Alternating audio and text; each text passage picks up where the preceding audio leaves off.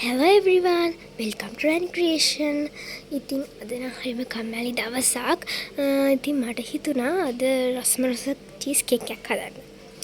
එහෙනම් අපි වීඩියෝ එකට යමු. අපි මුලින්ම මේ විදියට බ්ලෙන්ඩර් කප් එක ගන්නවා.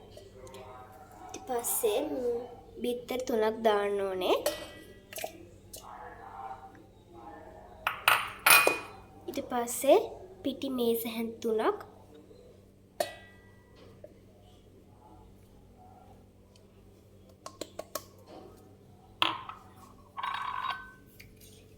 ඊට පස්සේ මේ විදියට යෝගට් දෙකක් දාගන්න ඕනේ.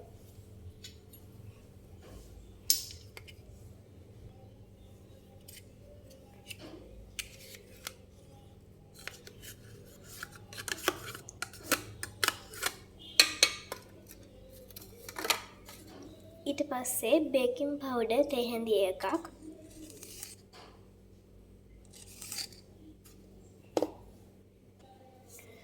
අපි ඊට පස්සේ බේකින් පවුඩර් තේ හැඳි එකක් දැම්මට පස්සේ මේක හොඳට බ්ලෙන්ඩ් කරගන්න ඕනේ. මෙන්න මේ විදියට බ්ලෙන්ඩ් කරගන්න ඕනේ.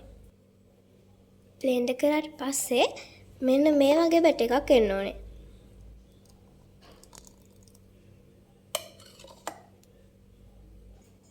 හරි මම දැන් බටර් ගාපු තැටියක් ප්ලාස්ටික් එකක් ගත්තා. අපි ඒකට අපේ බැටර් එක දාගමු.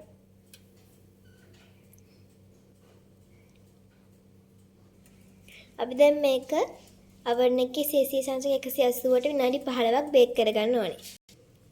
මම්මගේ චීස් කේක් එක හදලා ඉවරයි. අපි එහෙනම් මේකේ රස බලමු. අපි එහෙනම් මේකෙන් කෑල්ලක් කාලා බලමු. මාරම රසයි ළමයි. ඔයගොල්ලෝ හදලා බලන්න.